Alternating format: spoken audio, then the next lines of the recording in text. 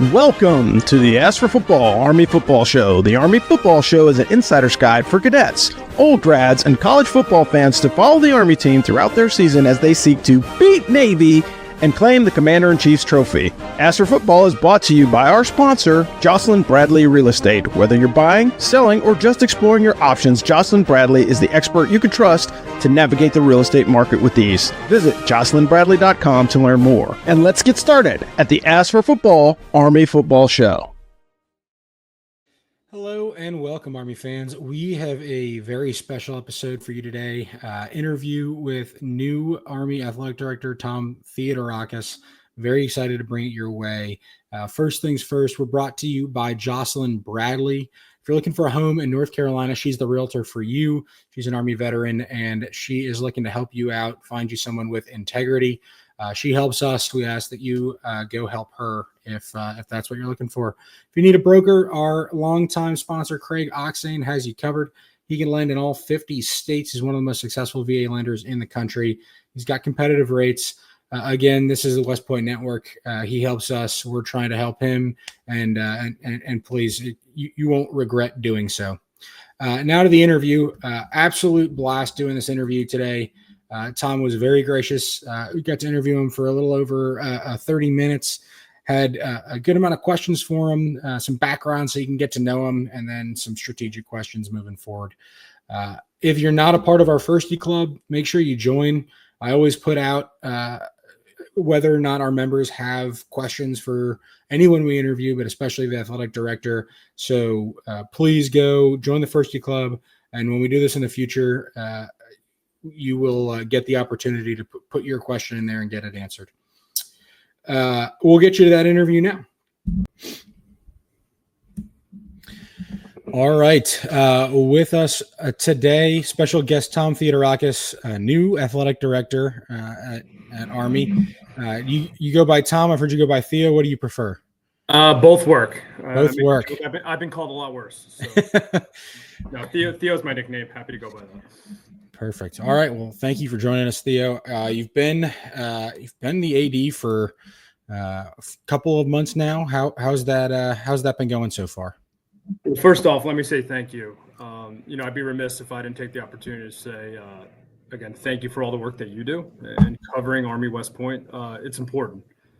I say the cadet athlete story and what we're doing here is important in so many ways, and the fact that you're covering us and writing about us, and these cadets deserve it. So I want to make sure you know how much I appreciate it. We appreciate your coverage of what we're doing here.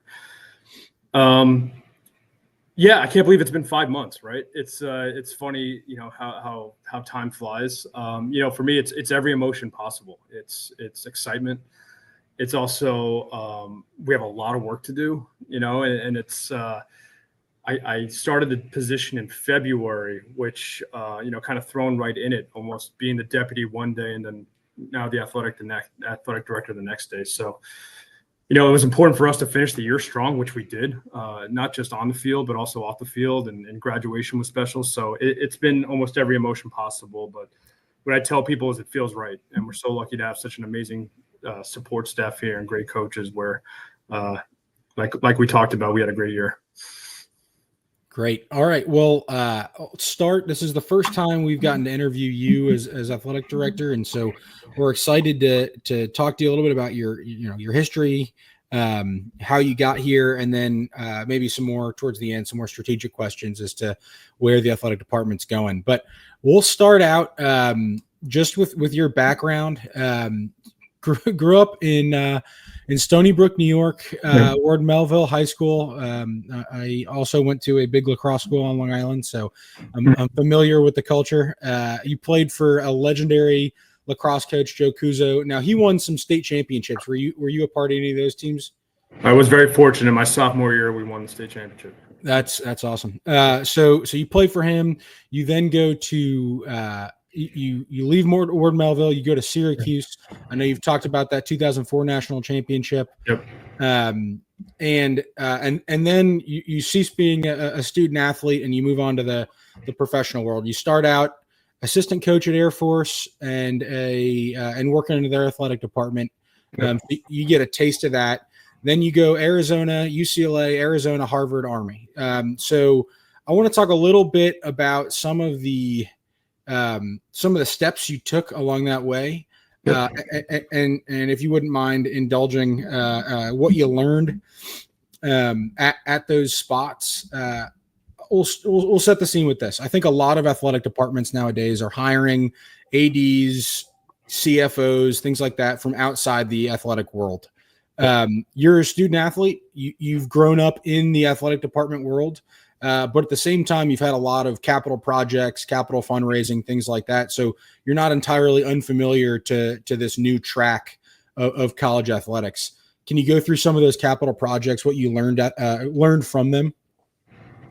Yeah, 100%. And James, well done on your research. So you knocked out, I think, all of my experiences in a very eloquent way. I'd say each institution I've been at, I think what's unique with my background is I've been very fortunate to really work at institutions at various different levels, right? So I've worked at another military academy and Air Force. I've worked at at the time it was that BCS level, right? So I was working at a place like Arizona and UCLA, and then working at a place like Harvard, right? It's, the spectrum of college athletics with all those institutions, group of five, power five now, military, you see what success looks like at all different levels, and all different ways to do it. But you also see in a lot of ways, like themes of how not to do it. And I think that's something where I've benefited from, specifically for this role at West Point, is I've seen what success looks like outside those gates of West Point. I've learned from some of the best athletic directors in the country. One of my mentors is Greg Byrne, who's now the AD at Alabama. I spent 5 years with him at the University of Arizona.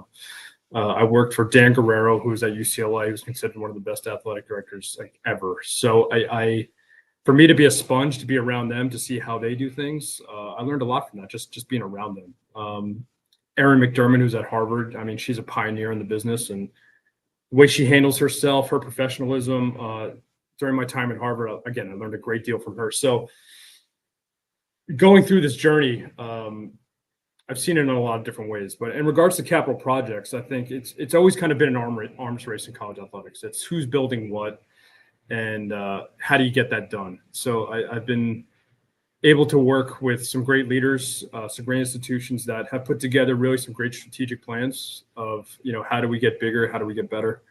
And there's nothing better to see a rendering and a concept and kind of go through that initial phase to actually seeing the ribbon cutting and watching it be put to use and seeing the impact it has on student athletes. So, I've been very fortunate in my career to see that. And that's everything from football stadiums, being renovated, to academic centers, to indoor facilities. I've kind of seen it all through that spectrum. I think a few practice facilities out at UCLA, a renovation to the football facility in Arizona. I mean, hundreds of millions of dollars under your belt in capital renovations that you've been a part of. So you get brought to Colorado Springs. We'll start there. How does the Long Island kid who goes to Syracuse end up with a job in Colorado Springs? Yeah. So for me, I make the joke, I'm the living, breathing example of the NCAA model, right? Like, I benefited so much from being a student athlete that I that's where I learned my why, so to speak. It just had such a profound impact on me that I wanted to dedicate the rest of my life to the space. It just, that structure, the amazing coaches, administrators, really put me down a path for success. So I've always said, how I believe in this model, and I again want to have that impact on others. So I grew up in New York my whole life. I went to school there. So for me to get out of my comfort zone personally, professionally, like, that's what I wanted to do. And I saw there was an internship at the Air Force Academy, and I wound up applying for it, and very fortunate where they took a chance on me there. And I knew if I can get my foot in the door, that I wanted to make myself indispensable, where, I'm going to work my tail off, that they're going to want to hire me full time. So, and what a great place for me to learn initially too. Air Force, it was a little bit of a smaller shop. It wasn't as large of an athletic department. And I got to learn everything. I was doing everything from honestly being the mascot to cleaning out closets to, doing marketing plans for volleyball. So I think for me, especially being young, I had the ability to learn what I liked and maybe more importantly, what I didn't like working in athletic departments and what I wanted to focus on. So I was very fortunate where they took a chance on me as an intern. And by after 3 years, I had a full-time position, was doing pretty well. So what's your overall opinion, and not necessarily about Army specifically? What's your overall opinion of some of these larger brands bringing in, MBAs to run the athletic department rather than people that have sort of grown up in the system a little bit more? Yeah, I will say each institution's different. You got to figure out what are your puzzle pieces and what do you need, right? So it's hard for me to comment on what others are doing, but I do think there is a benefit to having been around it. We are still in higher education, James. We're not everything's about dollars and cents, although it does seem like that sometimes. So I do think you have to have a good balance there. You got to be careful. Yeah, I like that. I mean, because with some of these things, expansion of the playoff, revenue sharing, and which we'll get to plenty later, it does seem like, hey, these are college kids just using the brand to play football in a semi-pro league, rather than what the service academy model now is, which is still student athlete first. All right, so you go through the ringer, you end up going to Harvard, and then you get hired on at Army, first as external operations, then chief revenue officer. You get brought in. How much are you involved in the Mikey Stadium project right away? How does that progression go over your first couple of years? Well, I really benefited from Mike Buddy's leadership. And what do I mean by that is he empowered people around him. So I was very fortunate where he kind of put his arm around me and said, hey, like, we're in this together.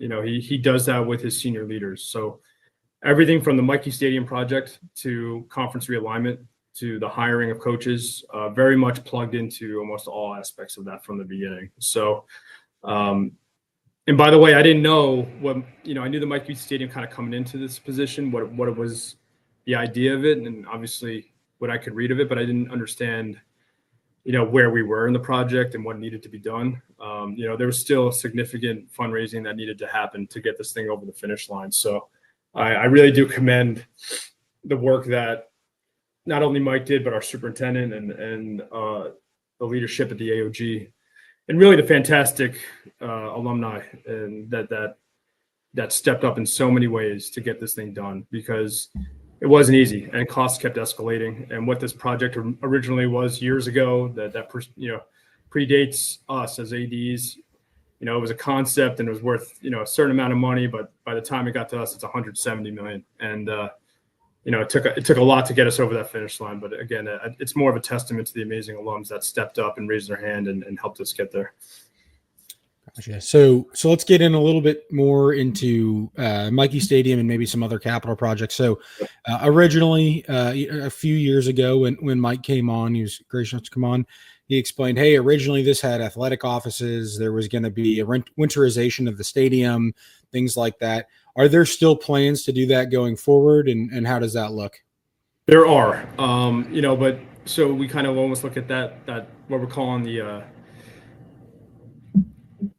the Army Center for Excellence, the Athletic Center for Excellence, actually, excuse me. It was ACE. I was trying to figure out the acronym there, but it's going to be it's an office tower. But what it is, honestly, is the way we see it is it's going to be a home for Army athletics, right? So I think for us to be located in that space, which would be in the southeast end of Mikey, to have our administrative buildings there, to have office space there, to kind of have a first floor that tells the Army athletics story.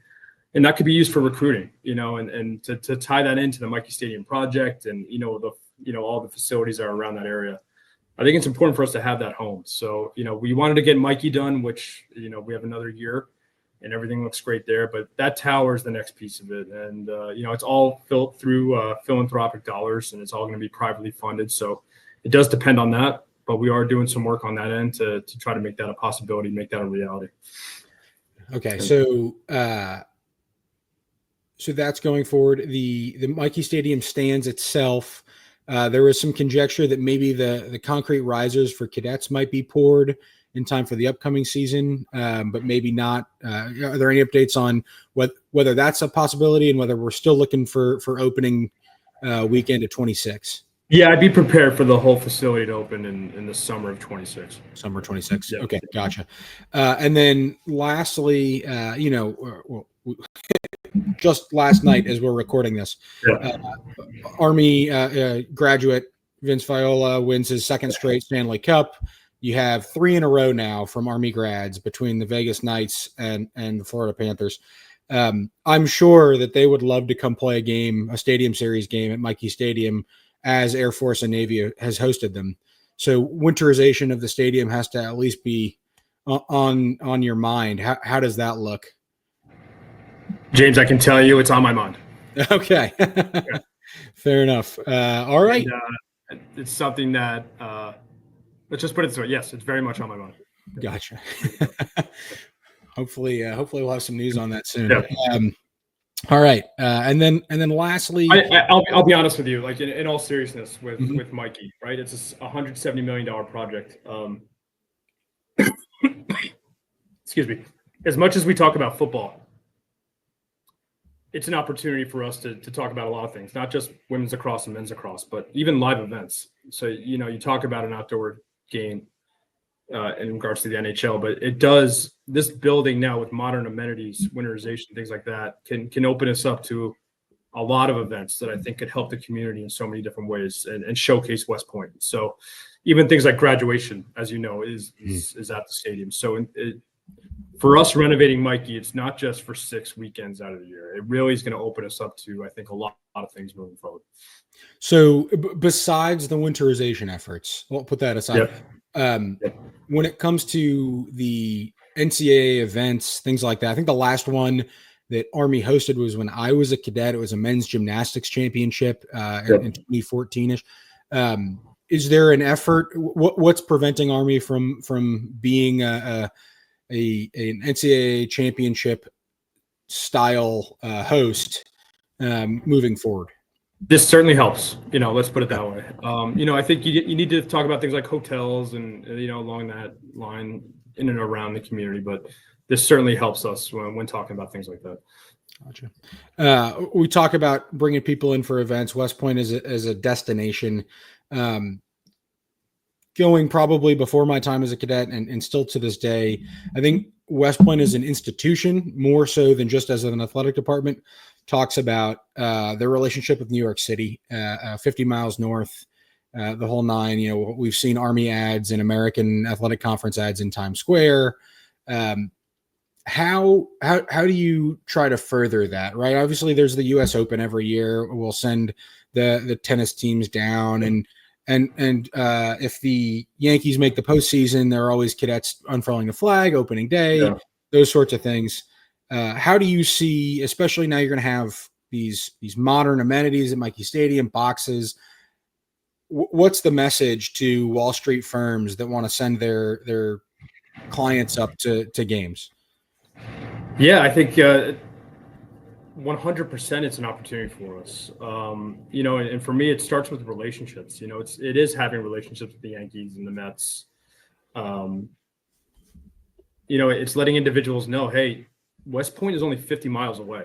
And I don't think many people know that, or we're not doing a good enough job of letting people know that. We did have a small campaign last year of doing a digital billboard in Times Square, which I think you might see more of that in the future.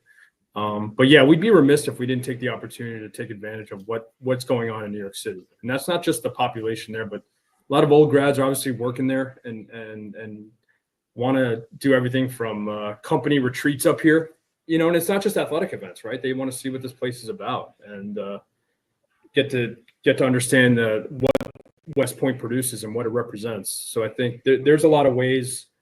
We have a Army West Point hospitality group that's here that hosts a lot of events for companies to come to West Point. So in so many ways, I see athletics as really being that conduit to getting people to see what this place is. To see what West Point's about. And I think we say, hey, an Army football Saturday, right, in the fall, gives an opportunity for 30,000 people to cheer to all root for the same thing. And that's pretty rare.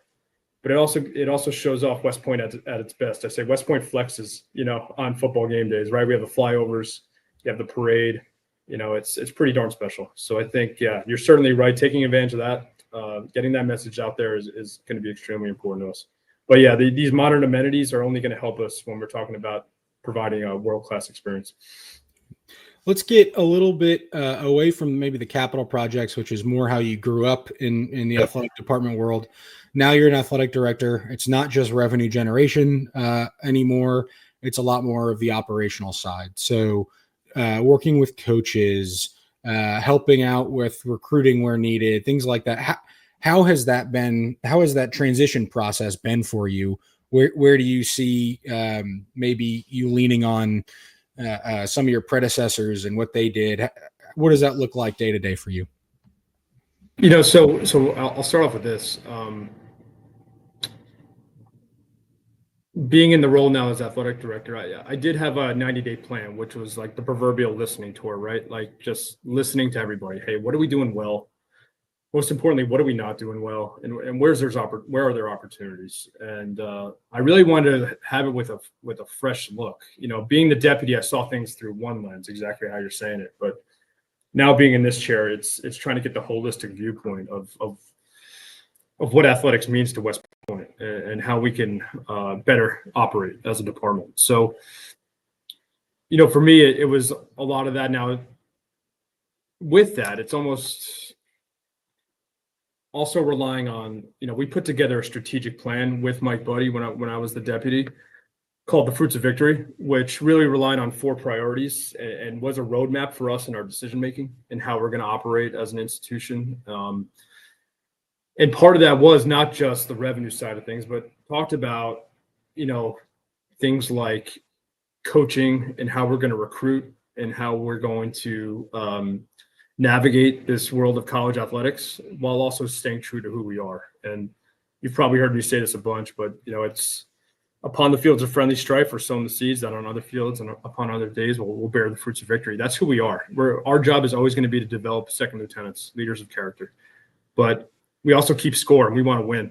And we want to win conference championships and we want to win national championships. That's what we do here. And that's a standard here at West Point. So, me personally, I've always been involved. Like, I'm a relationship person. My job is to connect with people. So whether that's on the external side or internal side, that really doesn't change for me. So I've always had hopefully the ability to connect with coaches, connect with other people across post, no matter what role they're in, and develop a relationship with them and have a good working relationship with them to make sure we're all on the same sheet of music and that, we're all working to that North Star of how to get better as a department. Great. Part of the operations world outside of West Point is name, image, likeness, revenue sharing, things like that don't happen at West Point. Yeah.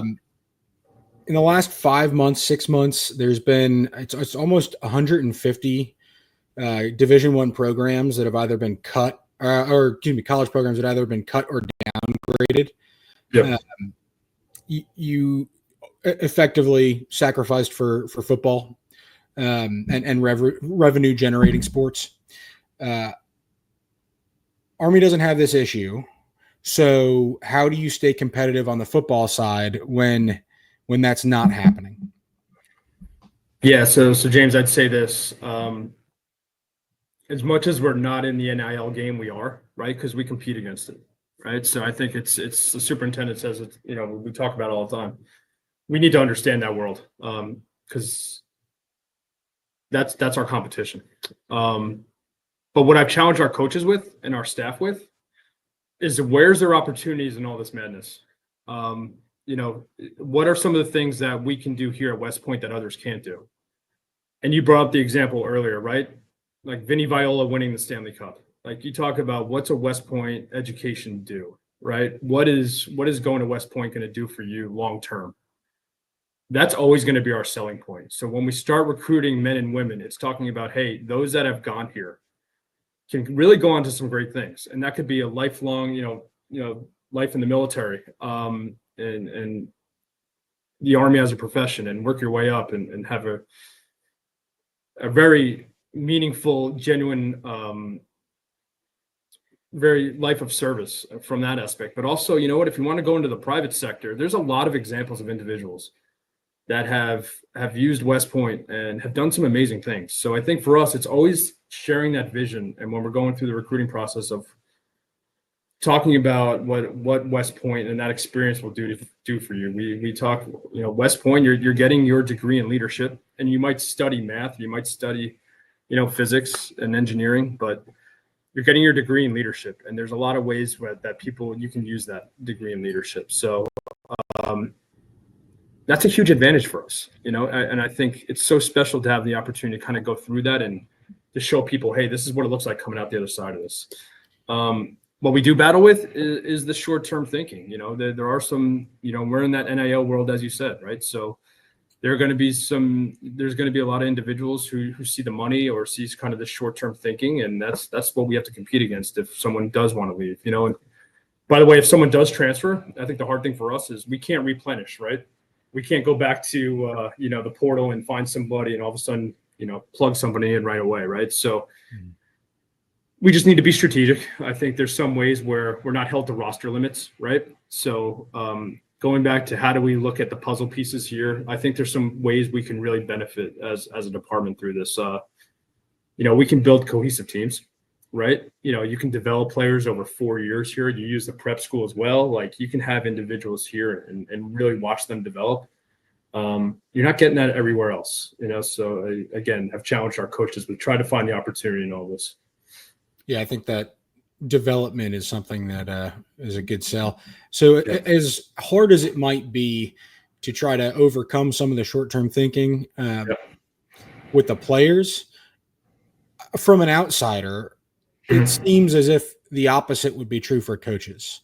In other words, if I'm a head coach, and even before NIL and revenue sharing and all of that, 20% of my time is spent coaching and 80% of my time is spent recruiting. And now I have to deal with 20-year-olds that want more money and a payroll and donors and revenue sharing percentages. And I need to make sure that our team has enough revenue to pay a roster for next year. Do you find it's easier to get people that want to come to a place like Army where they just don't have to worry about that? Yeah. So I don't know if easier is the right word, right? But I would just say each institution has its own challenges that we have to work through. But I certainly think we benefit from knowing who we are as an institution. I think when you look at some of these other places, there's an identity crisis a little bit of how they're dedicating funds and, what they are as an institution and where they're deciding to go on some of these decision making, whether it's how much they're investing in athletics and how much they're revenue sharing and then how that affects the rest of their department and institution. But just to go back to it, we're all very aligned here about developing leaders of character, developing second lieutenants, and the role athletics plays in that, right? And I think in so many ways there's an opportunity to recruit the right individual here. And I think coaches see that. And I think that's why this place can be very attractive. So when we talk about some of these traditionally non-revenue generating sports, you said it yourself, you want to compete for conference and national championships. You have one sport in particular, which you know very well, that you had two teams, the men's and women's team, nationally ranked this year. The men's team in lacrosse got ranked number 2 in the country. The second year in a row that they've been ranked that high. Women's team doesn't seem to have as much of a scheduling issue. They get some of these USCs, Stanfords to come and visit them. Part of that, I think, is who the head coach is.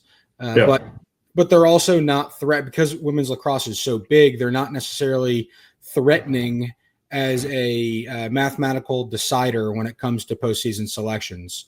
Whereas on the men's side, you have 70 teams, 70, 60, whatever it is. Exactly, yeah. And it's much more manipulatable. You have a men's team that wins all but one of their regular season games, loses to a team they had beaten in the Patriot League semifinals, and then they get left out of the postseason, the playoff, the NCAA playoffs. Now, again, you can point to me at the selection criteria, and I'll say that I agree that, you know what, their RPI was behind. Their Their wins didn't make sense when stacked up next to Harvard or whoever. But Army was never given that chance, right? Army would have loved to play Syracuse. Army would have loved to play any number of these teams, and they were not given that chance. How do you, as a Patriot League member, and I'm not trying to bash the Patriot League, they're an incredible partner, but how do you, as a Patriot League member, compete for national championships when the schools at power in these sports won't let it happen?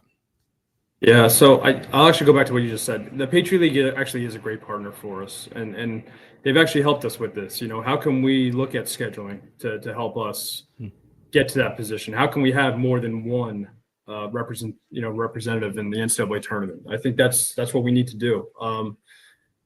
Listen, I think sometimes we're a victim of our own success, right? We've beaten some really good teams, so there are some teams that are shying away from us. But I think, there's opportunity for us moving forward. I think Coach Albarisi is the best in the business.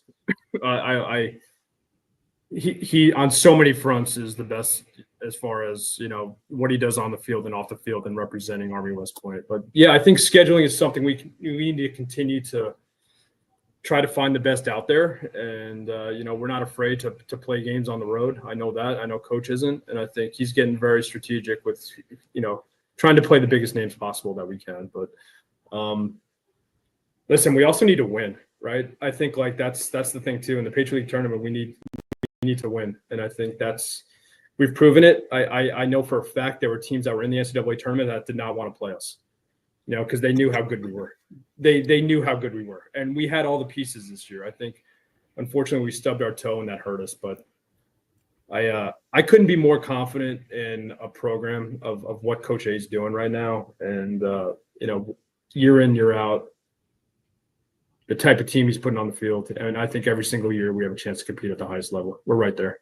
Do you think it's in the best interest of all the institutions to have these end of season tournaments, especially in sports where they're nationally competitive, where all you're doing is affording a team who is likely going to get a seed in a national tournament to then miss entirely? I think that's tough. And I think what we're looking at, honestly, is working with the Patriot League and some others about what is the criteria in selecting, and how do we augment it to really reflect who are the best teams out there? Because, you don't want to beat a team in your league and it makes your RPI worse, right? Like that. How does that help anybody? So let's look at the quality wins. Let's look at the type of players that we have, the eyeball test and some things, and who you're beating. And I think there's ways that we can continue to look at the formula to augment it to make sure we're representing the best of the game and making sure they're in the tournament. Do you think those conversations, or maybe you're involved with them, do you think those conversations are going on at the NCAA level, sport wide, or is that more of a Patriot League internal?